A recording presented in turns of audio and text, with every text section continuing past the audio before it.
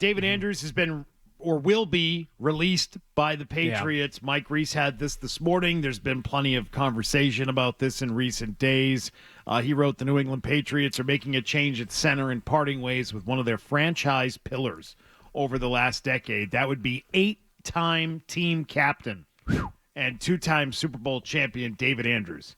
He will be released on Thursday. Multiple sources tell ESPN. Andrews, of course, dealing with that shoulder surgery situation that wiped him out last season, and he was around the team. He never left. He's been rehabbing, but the Patriots are going in a different direction. Yeah, I don't like. There's not much else you can say than like that guy's one of the guys that stood for everything that was built here over 20 years, and deserves a warm send off from everybody.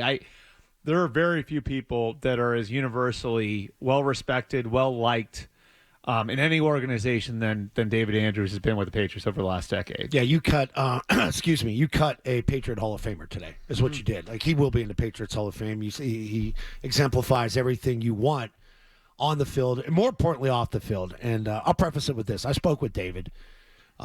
This sucks. This sucks for him. Sucks for his wife, Mackenzie, and his 2 young boys.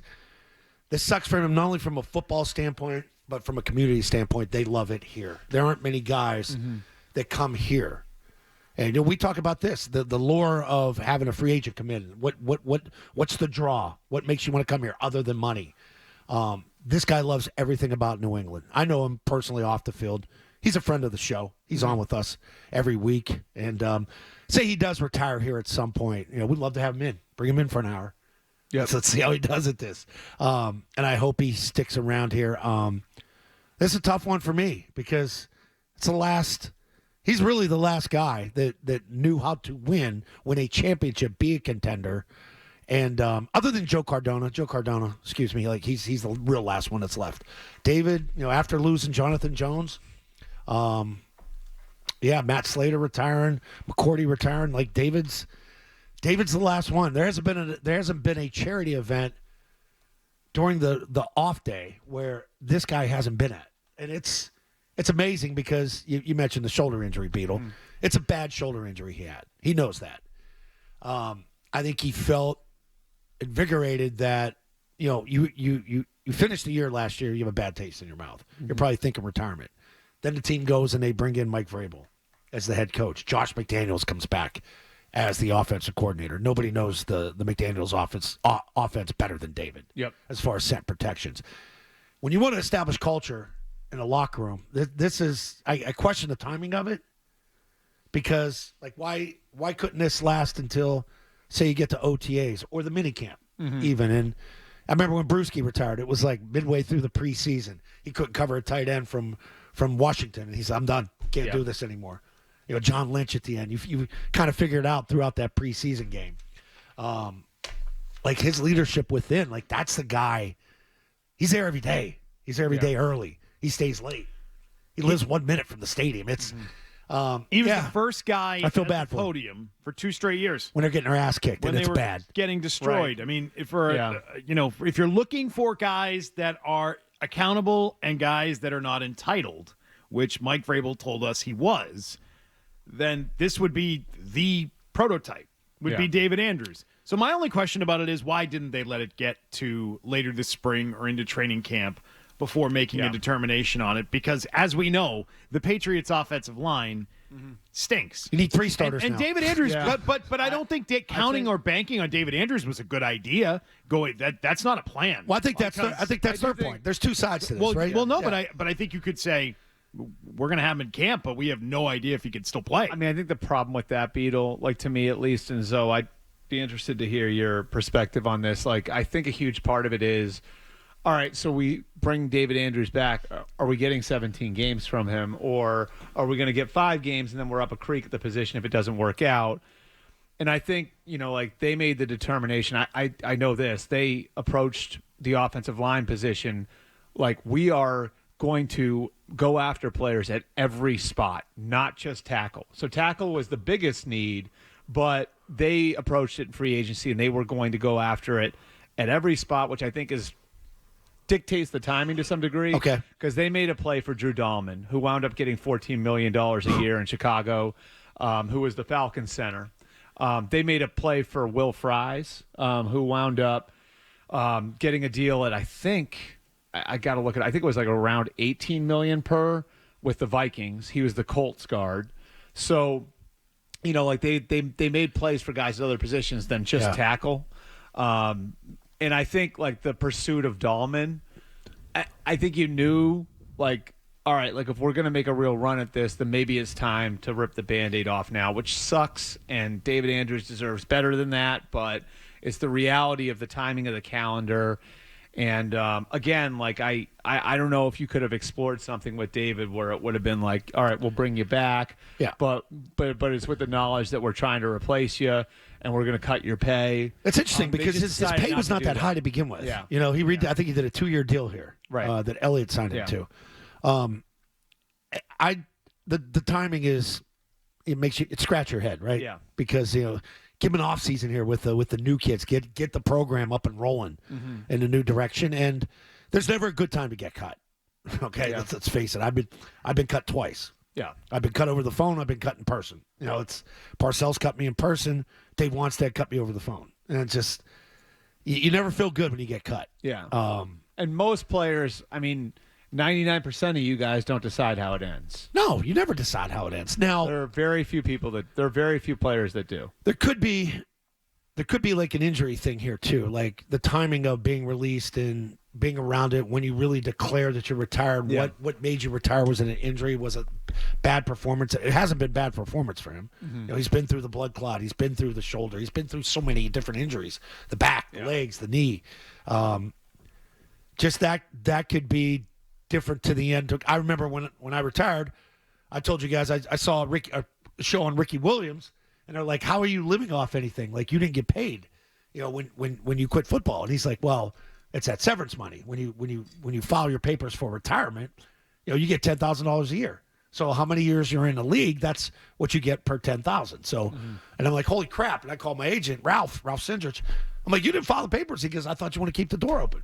I said, "No, file those damn papers. I want that severance." So, I mean, there are different things that happen in retirement that could affect the timing and the way you handle some things. That's all I'm saying. I don't know what the details are. I don't know how much the collective bargaining agreement has changed things since I played, but that's some of the stuff you had to weigh on your mind when you were done. And it'd be interesting to see too, like, you know, we'll see what his intentions are, what he wants to do.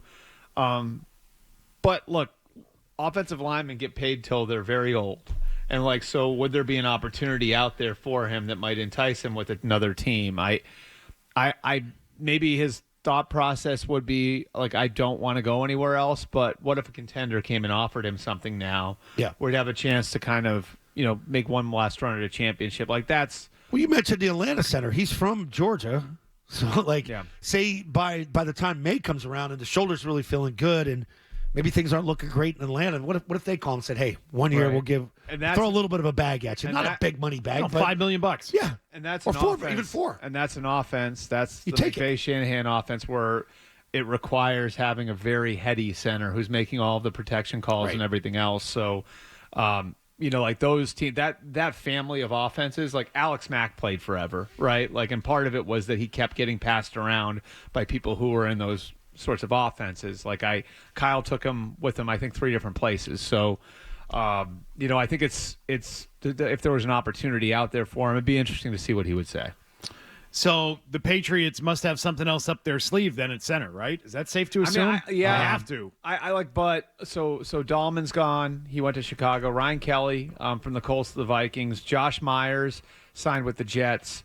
You know, Bozeman was a name that was out there. He went back with the Chargers. At this point of free agency, you're pretty far down the list. Now, can you find a body? Yeah, you can find a body, but I don't know that there's a big swing out there at center. So that may have to be the draft. So you said that they were going to attack every position on the line, and they tried to. Yeah, and they don't have anything yet. They haven't exactly come up. They did get Moses, which is nice. It's a nice addition, but that's not exactly a Pro Bowler. They were going to swing hard on Ronnie Stanley, and that obviously didn't wind up happening. Did they try in the tampering period before the legal tampering period?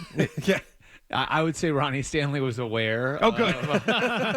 Good job. Nice work. He was aware. No, I like the, and you guys know this. He was aware of what kind of offer might come his way if the team was allowed when the team was allowed to make an offer. And right. Look, I think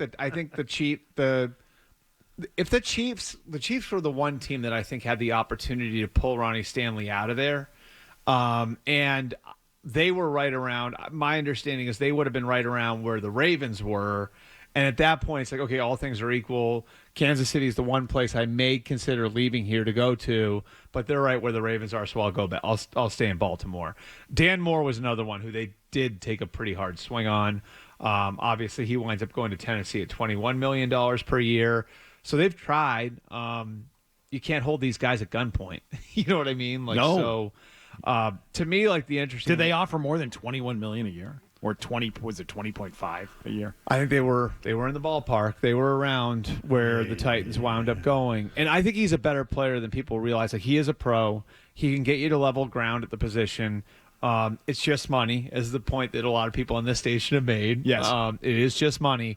And I do think if you talk to enough people in Pittsburgh about what happened at the end of the last year where he gave up a bunch of sacks, I think 90% of the people in Pittsburgh would tell you that was Russell Wilson, not Dan Moore. That was on Russell Wilson. So yeah, like I think, they've obviously now kind of put themselves in a position where it's like, okay, I mean, maybe you can take like a reclamation project on like a Jedrick Wills who's got a really bad knee and doesn't like, and the motivation is a question. Mike was with him last year in Cleveland. But that's really what's left for you at this point. There's not a whole lot else.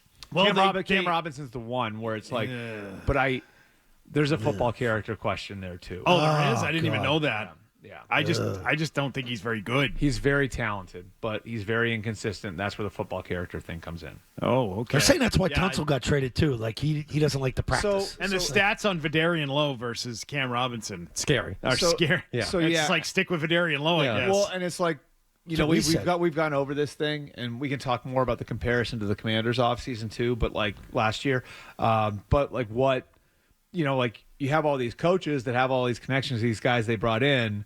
You also know the bad about those guys, right? Like, so Doug Marone's here. Doug Marone knows how capable Cam Robinson is, but he also knows the other side of it. Hey, if you like that clip, check out more videos from Zolak and Bertrand right here. For more Patriots analysis and opinion, hit this playlist. And for all the latest from the Sports Hub, download the app at 985thesportshub.com.